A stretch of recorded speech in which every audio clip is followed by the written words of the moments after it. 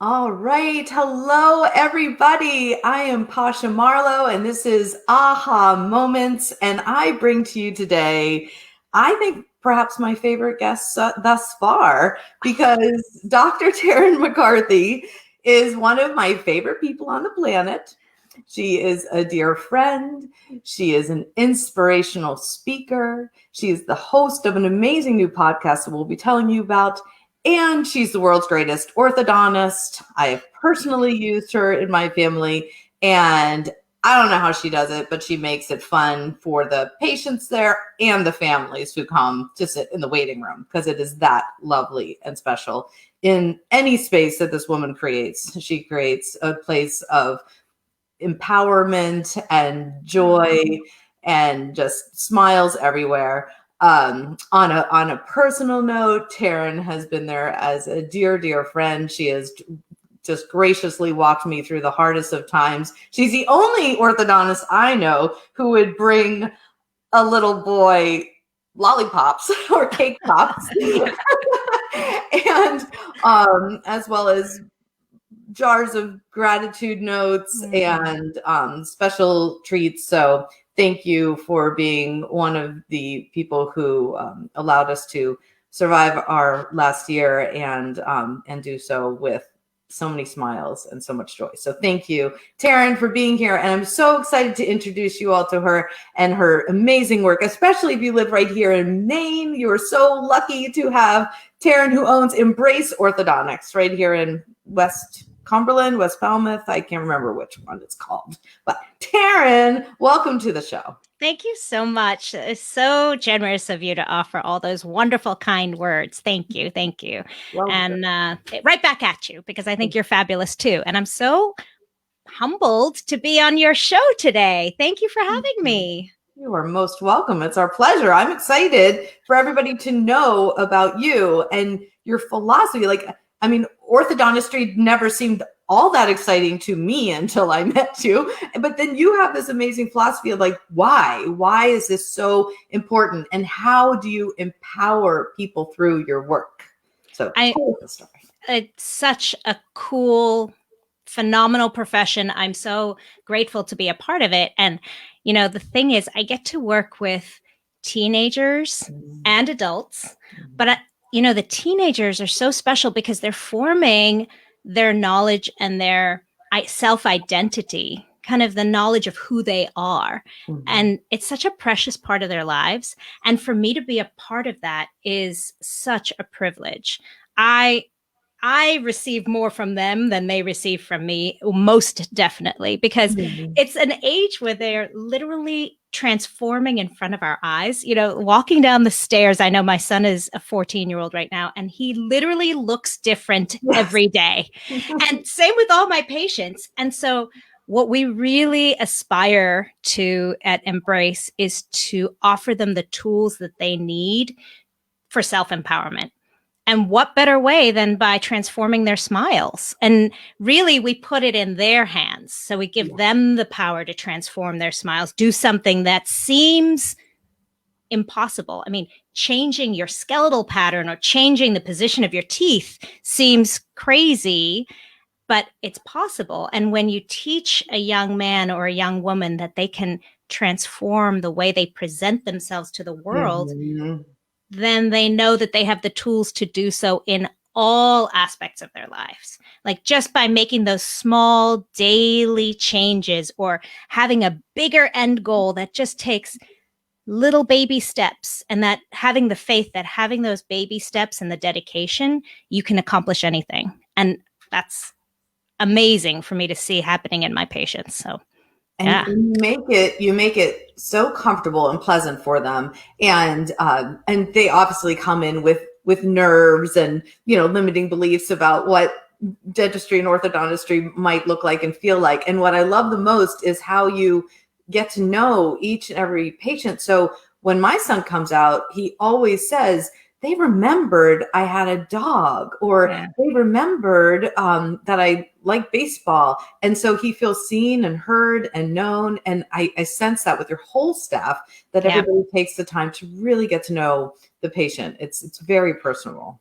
Well, I'll tell you, I'm very fortunate to work with some incredible women. The entire team, Dr. Megan and I are just so honored to have these women who work with us. And it really is a testament to how much they value each of our patients. And once again, every one of us recognizes that this is as much a gift to us as it is to them. So just being present with our patients in the moment, it's easy to remember he has a dog when you're being present, you know, when you're listening and being fully available in the moment. That's what feeds our souls as well. So there's a little selfishness in there. It makes my day. I mean, I just want to soak up every little bit. And I know each of my team members is the same way. We get more than we give. Definitely. Oh, it's so beautiful. It's so beautiful. Yeah. And I've been to a few of your inspirational speeches at women's conferences and such, and just how you came to this philosophy of empowerment and feeling that happiness is part of your success. Can you tell us a little bit more about that?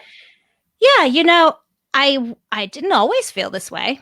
I mean, I definitely was at a place where this business and the business of dentistry and orthodontics really overwhelmed me. And I was in a very low place at one point where I felt like I was on a runaway train and on this treadmill that I had built. And, you know, you get to that place where you feel like, well, this is my bed. I better lay in it. I've made it. This is what I wanted. So I'm just going to be miserable and just slog away every day. And I got to a point where I just couldn't be that person anymore. And I think the biggest trigger for me was one day when I came home from work and I realized the perception my children were getting of a successful woman. I realized my daughter was seeing that I came home drained and frustrated and overwhelmed and either drank myself to escape or ate myself to escape or Netflixed myself to escape. All the things, right? Just to try to escape a life that I had built for myself. Right. And I realized how sad this was, that my daughter was seeing this was an image of quote unquote success. Right. You know, and I didn't want her to grow up with that. I didn't want her to sacrifice her inner fulfillment for somebody else's idea of success, you know? Yes. And so how do you define it now? What is your definition of success now? I don't know. I think it's ever evolving. Yeah. I think that's the secret. I think that being free enough to allow ourselves to constantly redefine that. Right? Because when I was 20, success looked very different from what it does now at 43. What I want out of life is very different. And I think that that's one of the key things, is giving yourself permission to keep changing that definition and dreaming new dream for yourself and allowing yourself not to be beholden by what yesterday was or who you were yesterday or the mistakes you made yesterday, or even the mindset you had yesterday, that there's always room to grow into something different and to allow yourself to do that. And now you have this platform of a podcast and you could spread your wings even more. So tell us about this new adventure of yours. I'm grateful to you. Thank you. Here's my sign up behind me, the Business of Happiness podcast. Yes, this has been a dream of mine because, you know, in my profession, there's so many of us that feel the way I felt a few years ago in terms of just being controlled by something we created. So many women and men who find themselves in a position where from the outside, they look successful. Got all the goods, got all the things, got the fancy house, the fancy husband, the fancy kids, the fancy stuff, you know, wearing the fancy clothes, but really feeling miserable and overwhelmed inside. And I know that there's so many of my colleagues that could be so supported in just knowing that there's another way. Yes. That there's a way to feel great about yourself, to still be fancy if that's of value to you, if that feels good to you, but also to honor your inner fulfillment and not just, like I said, live for somebody else's design of what success is.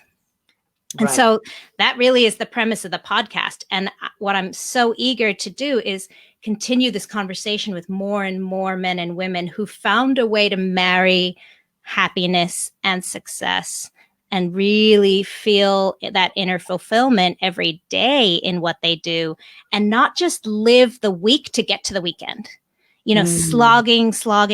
I did this math once that I thought, well, we're always saying I just got to get through the week. You know, there's this hump day that you got to get over, and then you got to get through to the Friday.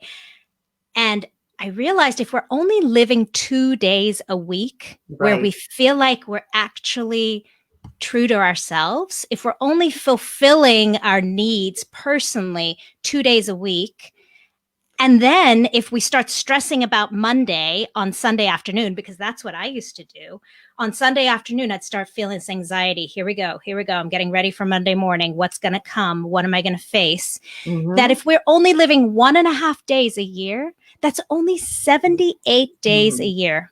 78 days a year we're allowing and permitting ourselves to be happy. I think that's crazy. So bringing the happiness and the passion and the excitement and the mission into your work every day. Yes. Somebody else who shares our mission is actually watching a physical therapist, Phil Finemore, and he's saying that's such a powerful thing, but it's hard to see in the moment sometimes. Do what fulfills you is a way to never work again. And so because he enjoys his work as a physical therapist, and fortunately for us, we enjoy our work. And so does going to work, like, do you get excited and happy to go to work every day, or is it still sometimes a challenge to get there in that mentality of positivity and gratitude? Yeah, it's such a good question, because you're right. It's always a practice. So I would completely be lying if I said I didn't wake up some days and think, can I face this? Yeah.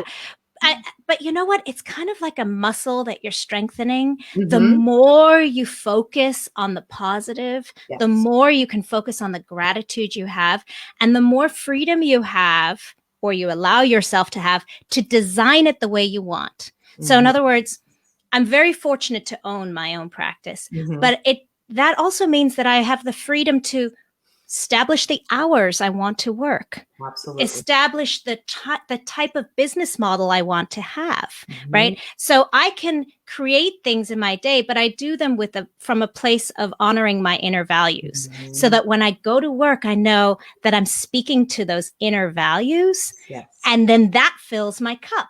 But sometimes it takes me reminding myself of that, right? And sometimes I'm not going to lie. There are times where there's, animosity or negativity other people bring to us. As you know, in a service industry, there are people come with their own baggage, and that can be uncomfortable. But returning to remind myself of why I'm doing this, what I'm doing this for, and then reminding myself of the gift that I'm giving this patient or this parent. And maybe they're not willing to receive it in that moment. Maybe they're not able to receive it in that moment. But just knowing that I can hold space for them and be there when they're ready for it. Does that make sense? It absolutely does. But I agree. Every day it takes that practice, that kind of rerouting, remembering what I'm doing this for, kind of coming back to myself and saying, why am I doing this to begin with? What's the point? How do you do that? Do you meditate? Do you journal? Do you take a walk? How do you get back to that place where you remember? Well, I do. I'm a big meditation fan. For me, just being quiet with myself is a big deal. That was hard for me years ago, to sit and quiet my mind. And so I've had many of my clients and colleagues ask me, well, how do you start meditating when you've got so much going on in there? And what I found, I'm also a runner. So what I found is when I was running, that was my meditation, or even listening to music can be meditative. Just a time where you can allow yourself not to have that constant negative chatter in your head and that rerunning. old conversations. I should have said this. I should have done this. And then what if he thinks this? And what if she says this? Kind of allowing yourself a time to just quiet that chatter. That's meditation. I love that you say that, because so many people talk themselves out of a meditation practice because they believe they need to sit in stillness with a candle and an altar and meditate. And you can absolutely meditate while you're running, while you're walking, while you're gardening. You can. Sometimes my gratitude practice is while I'm showering, because that's the time I have to check in. So I love that. I love the shower. Yeah. And the shower is really powerful. It's actually a great place where I also find a lot of peace, because if you think about it, that water's coming down on your head. It's blocking out the sound. It's the one place mamas can escape, because one place. We get one. I know. I always used to say if I needed to know where the rest of my family was, I'd go to the loo, just go to the bathroom, and everyone would show up at the door. But for some reason, they stay away from the shower. Right. Good. But yeah, and it's almost that perception, that change of stimulus that you have when the water hits you. And you can kind of just be quiet with yourself if you allow it. Absolutely. Yeah. I use it for the same thing. I'll go with a warm shower if I need to de-stress and get into my body in a different way than if I do a cold shower. I need to energize and really get out of my head a little bit and rethink things. So yeah, I love that. Fabulous tool. And I have a vision of you. I was thinking this morning, like my very first thought of you is you driving into my driveway in I believe an orange Jeep, a cool car, really cool. Absolutely. And coming out with like the jar of, gratitudes for the month and the candy pops or the cake pop. But it was just so refreshing, because to go back to your vision of what success is and how you can, weave the happiness into it. You can come out of this with great success, financial independence, everything, and then still not feel like yourself and still very lonely in the world, unless you're really tapping into the things that bring you joy. And one person, it's a white Mercedes, and for you, it's an orange Jeep. And of course, you have to honor that. I love that about you. Yeah. Yeah. I mean, it's funny you bring up that orange Jeep, because I can't tell you how much joy that Jeep brings me. Good. But I'll tell you, there were about 2 weeks of therapy that I went through. I'm not kidding you, to get it. Wow. I felt so much anxiety over what other people were going to think of me, which is such that interesting little nugget, that limiting thought that doesn't allow us to express who we really are. Yeah. And then once I could allow myself to drive an orange Jeep, I can't tell you how much joy that brings me. I love that darn Jeep. I love it. Every day is a good day in that Jeep. But man, was it hard for me to come to terms with accepting that and with just allowing myself to drive an almost neon orange Jeep. It's fascinating how sometimes the things that scare us the most bring us the most joy. Absolutely. I think it liberates others. When you're driving around an orange Jeep, somebody else like me says, wait a minute, that's a legit option. Like I could take my success and buy an orange Jeep and be the kind of person who drives a fluorescent orange Jeep. I just love it that it brings you to a place of knowing and celebrating your uniqueness. And it really does. It inspires others to do the same. So, well, and it just brings me so much joy. I mean, that's it from a very selfish standpoint. And, there's one thing I really believe, and in a profession of serving other people, is when you feel good, you can do good. Absolutely. And I know that, and I see that in myself. When I feel my best, I can be the best mom. When I feel the best, I can be the best wife. I can be the best orthodontist. But when you're eating yourself up inside and when you're miserable, there's nothing left to give, and it's funny because even from a standpoint of when you feel so down that you can't find happiness, I found that I could do it for other people. Like even if I needed to crawl out of that really low place, I could start from a place of, I need to care for myself and what I value, if only for my daughter, if only for my son. Yes. And then you start to realize how important it is to really feel it for yourself, because that's what I wish for them more than anything. You know, we hear ourselves say that so often. I wish only happiness for my child. Any mom or parent that you ask, what is your greatest wish for your child, is happiness, right? We all have the same answer. And yet we don't always allow that of ourselves. We tend to go towards either martyrdom or, you know, sacrificing ourselves. And really it's teaching our children that that's what you should do for others. And the most precious thing is taking care of yourself and driving that orange Jeep, if that speaks to you, because I want my daughter to. I want her never to look at the world and think she can't have something or do something because of how other people will perceive her. I want her to be her most incredible self. So then I've got to do it for myself. Absolutely. Yeah. And they see that, they watch that. I love that. We're empowering our children by being by living our lives. It's such a burden on them, the unlived life of a parent. So yeah, it's wonderful. And in mothering and owning a business and now running a podcast, how do you bring balance into your life? How do you do that? That's the question, right? That's the question we all have. Work-life balance. You know, it's interesting because I don't think that work-life balance exists, except in our mindset. That's the only place it exists, because my work-life balance is very different from your work-life balance.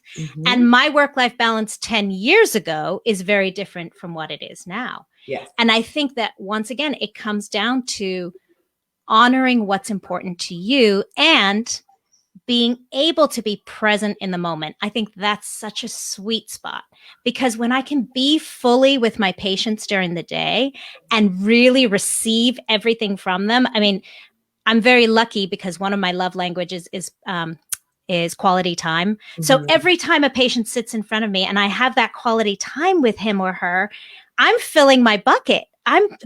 It's making me feel great about myself. Good. And then in the afternoon, when I go home, I can let all of that go because I've been fulfilled all day long. I've honored what was important to me all day long so that I can be fully present for my kids at night.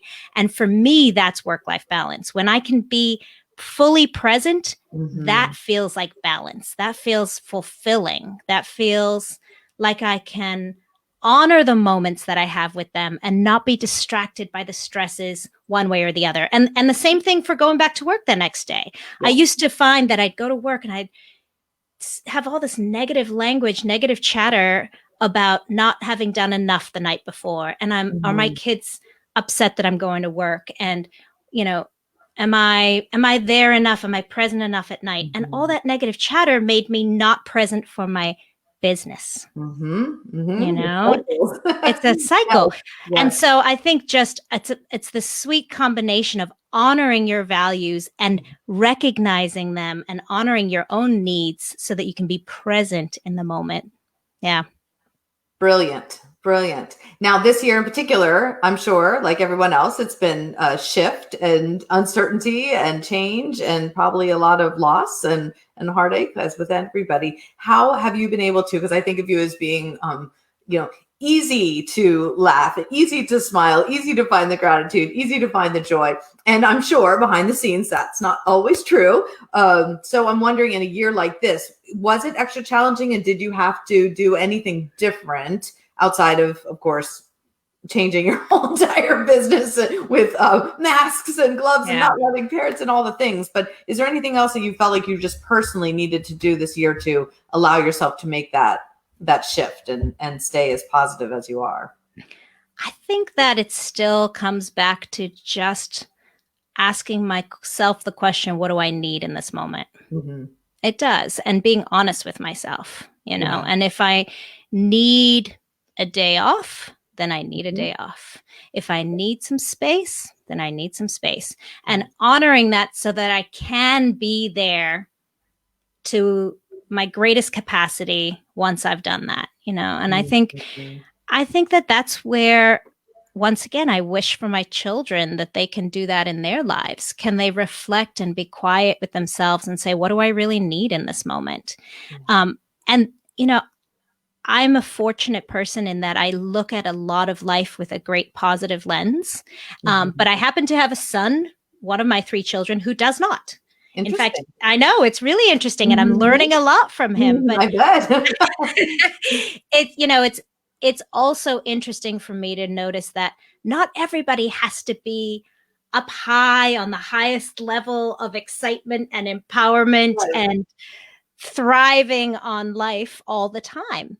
That some people live on a little bit of a lower scale of vibration, and that's okay, that they're comfortable in that place. And that's what I'm learning through my son. But I do find challenges exciting, kind of like you were talking about your shower in the morning. A cold shower excites you. Challenges excite me. So I take on new challenges and I love to learn from them. So throughout this whole year, I'm very fortunate. My business partner, Megan Dombrowski, she and I have very similar values in this respect, is that anything that comes across as a challenge, we really look at as a learning opportunity and an opportunity to up level to being even better than we were before. So we look at it from that standpoint, but I know that's not easy for everybody. I know that that's not everybody's initial stance. And I think, the only other thing I can say is when I'm feeling low and not in that place of empowerment and excitement for the next thing, I always default to gratitude. And even if it's something as simple as just being grateful for the coffee that I'm drinking in the morning, or even there have been times where I can remember lying in bed and thinking, I don't want to get out of bed today. And just being grateful for my bed, just being grateful, just finding the gratitude in the moment. I'm so grateful that I can return to this bed tonight. Even that little nugget, even that little spark starts to change your perspective and your mindset. And then suddenly I can just be grateful for this deep breath I'm taking. And those small steps will slowly bring me back up that ladder to feeling great again. Yeah. Yes. Beautiful, Tarryn. And one more question. Is there anything else you want to bring up before a final question? No, I'm just grateful to be here. I'm so grateful to be with your community. I've been watching you and just seeing how people around you are really transforming their lives. It's phenomenal. It's phenomenal, Pasha. I'm so proud of you. And I'm so proud of all the people who are in your community because of the courage that it takes to do that. And also just so inspiring to see that and to remind people to always take that leap of faith, because it really is inspiring for everyone around. And it feels like a welcome community. And like you're giving yourself permission and other people are giving you permission to feel better. Yes. And you're reminding me of this beautiful quote. It's a saying that Brene Brown just brought up the other day, the strong back and the soft front and the wild heart. And I think you and I agree on this thing. Yes, we are strong and resilient and powerful women, but we're also still so very open-hearted and willing to learn and unlearn and willing to be terribly vulnerable in the moment in our truth telling. And that we also have this wild side of like, what else is there out there in the adventure and the newness and the things that scare us to take these risks and just putting yourself out there like you did this morning, sharing your personal stories and your business philosophy and how the two intermingle. It's such a gift for everybody to hear and understand. And your podcast is amazing. I know you're on, I think, three sessions in, right? Yes. I've listened to them all. Extremely uplifting, empowering, inspiring, and soothing as well. And so authentic. So a beautiful podcast. And we'll be linking your podcast link in the comments. Thank you. Can continue to follow you. And of course, if you need orthodontistry, it's great. And that's just a no-brainer. Wonderful. Yeah, and then we can go to your Facebook page as well and follow all the fun things. Yeah, please join me at Embrace the Lead. Great. And That's on Facebook or on Instagram. And yes, I'd be honored if you'd look me up on YouTube or Spotify or Apple Podcasts, anywhere you like to listen to podcasts, and look for The Business of Happiness. Yay. And thank you. I'm eager to continue the conversation. Wonderful. So final question, just yes. What is the aha moment that you can recall at this moment? I'm sure there have been many, hundreds in your life, but what is an aha moment that just stands out as something that defined you? That defined me. I would say an aha moment for me was when I remembered who I was. When I'd escaped and mistaken who I was for so long that I didn't recognize myself. And it wasn't the not recognizing myself, it was the remembering of who I was. It was that, and I remember it happened in front of the mirror for me when I was looking in the mirror, and I thought I couldn't even recognize who I was looking at, and I didn't like who I was looking at. And there was a little bit of a spark there where I recognized myself and I jumped on it. Good. That was my aha moment, when there was something in there that I saw, that I recognized and I remembered, and I wanted her back. I wanted her back. Yeah. So that was so beautiful. And she's in there for everybody. For all the women watching, she's in there. And all the men, he's in there. And just to go back in and find them and then bring them back. I love that. Yeah. Good. Yeah. Such a pleasure talking with you, Tarryn. Thank you. And with you. And thank you for this honor. And thank you to your community for accepting me in. I appreciate it. Of course. It's our absolute pleasure and honor as well. And I will hopefully see you and talk to you soon. Wonderful. Thank you, Tarryn. Bye. Bye.